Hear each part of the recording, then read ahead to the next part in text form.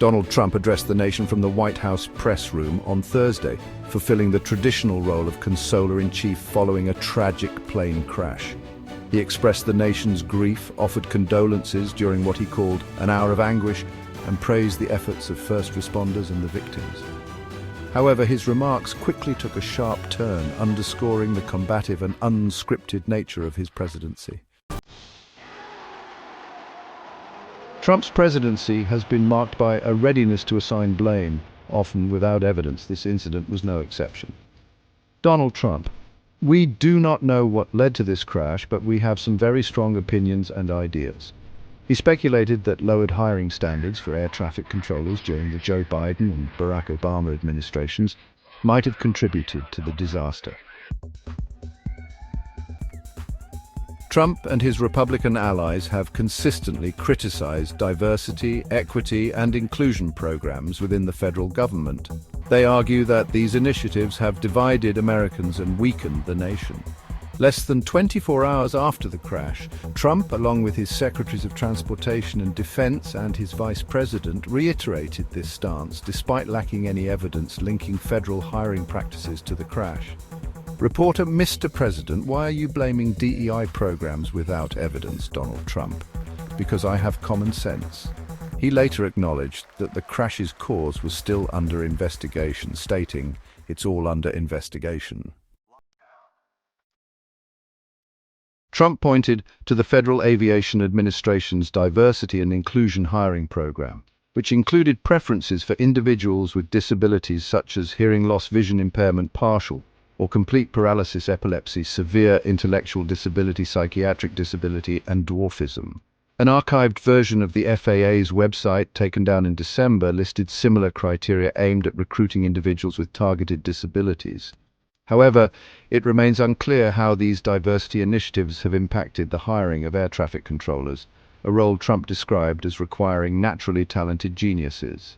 The FAA employs over 35,000 people, with only a fraction serving as air traffic controllers. The agency has previously stated that all hires must meet rigorous qualifications that vary by position.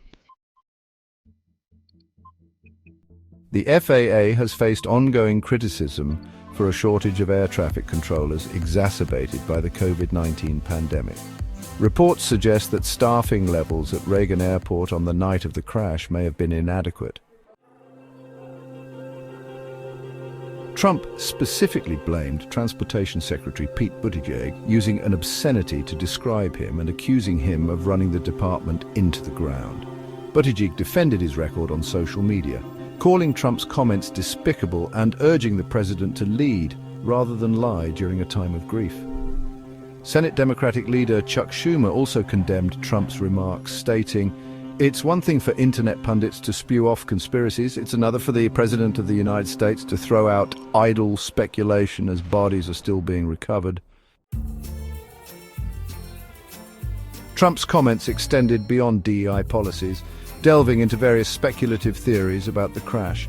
He discussed the angles and elevation of the aircraft, weather conditions, the temperature of the Potomac River, and the behavior of an Army helicopter that failed to intervene. Donald Trump: "We had a situation where we had a helicopter that had an ability to stop. For some reason, it just kept going." On Thursday evening, the White House reinforced Trump's stance by issuing a memorandum to end diversity efforts in the aviation sector and review all hiring decisions and safety protocol changes made during the Biden administration. Trump also signed an executive order to appoint a new head of the FAA. Two things were evident from Trump's press conference. One, his eagerness to dominate news cycles remains unchanged. And two, Trump demonstrated that he sees no issue with injecting politics into national tragedies to attack opponents and advance his agenda. US President Donald Trump has confirmed that he will proceed with his plan to impose 25% tariffs on imports from Canada and Mexico starting 1st February. However, he noted that a decision on whether these tariffs will apply to oil imports from these countries is still pending. Speaking to reporters in the Oval Office, Trump explained that the tariffs are intended to address several issues, including the influx of undocumented migrants and fentanyl across U.S. borders, as well as ongoing trade deficits with its neighboring countries. Trump also hinted at imposing new tariffs on China, reiterating his earlier announcement of a 10% tariff on Chinese goods. He cited the flow of fentanyl into the US as a key reason, claiming it has caused hundreds of thousands of deaths. Donald Trump, China is going to end up paying a tariff also for that, and they're in the process of doing that. During his election campaign, Trump had threatened to impose tariffs of up to 60% on Chinese-made products. However, upon returning to the White House, he opted to delay immediate action and instead ordered his administration to study the issue further. Since 2018, U.S. imports of goods from China have plateaued, a trend economists partly attribute to the escalating tariffs imposed during Trump's first term. These measures have significantly impacted trade relations between the two nations.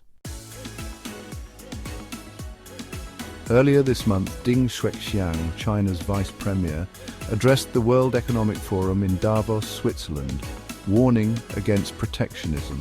While he did not mention the US by name, his comments came amid renewed fears of a trade war between the world's largest economies. Deng emphasized China's commitment to finding a win-win solution to trade tensions and expressed a desire to expand imports. Both Canada and Mexico have stated that they will respond to US tariffs with retaliatory measures. At the same time, they are working to reassure Washington that they are taking steps to address concerns related to border security and trade imbalances.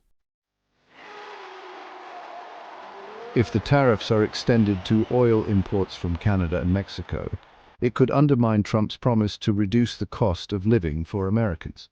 Tariffs are essentially import taxes on goods produced abroad. In theory, they make foreign products more expensive, encouraging consumers to buy locally produced goods instead. This, in turn, is intended to boost the domestic economy. However, the cost of tariffs on imported energy could be passed on to businesses and consumers, potentially leading to higher prices for everyday items such as petrol and groceries. Approximately 40% of the crude oil processed in US refineries is imported, with the majority coming from Canada.